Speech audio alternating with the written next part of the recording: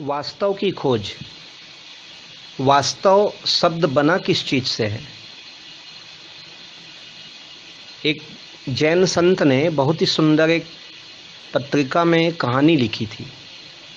आज से 22 साल पहले मैंने ब्रह्मचारी विनय जी के इस कहानी को पढ़ा था, जो मुझे अंदर हृदय तक झकझोर के रख गई।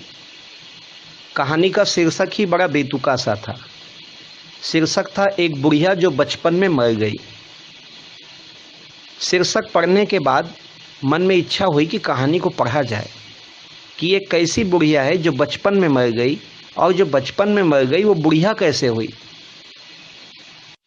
कहानी की 4 पंक्ति पढ़ने के बाद अपने आप पे हंसी आने लगी। ऐसा लगने लगा कि संसार में जिसको ढूंढने के लिए दर दर भटकता रहा, कितना बड़ा पागलपन है कि उसे मैं लिए लिए भटकता रहा। क्योंकि जो संसार में सुख और शांति की तलाश कर रहा है, वो तलाश करने की इच्छा करने वाला ही स्वयं परमात्मा है, जो मेरे भीतर बैठ कर के वही इच्छा कर रहा है। सत्संग में आकर के सत्य को जानने का प्रयास करना, यह जो इच्छा अंदर उठती है ना, वही परमात्मा है।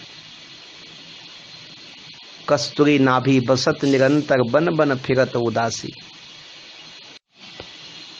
जब मैं था तब हरि नहीं, अब हरि है मैं नाही। प्रेम गली अति साकरी, तामे दो न समाही। अर्थात जब मैं जानने की कोशिश करता था तो परमात्मा मेरे साथ नहीं थे।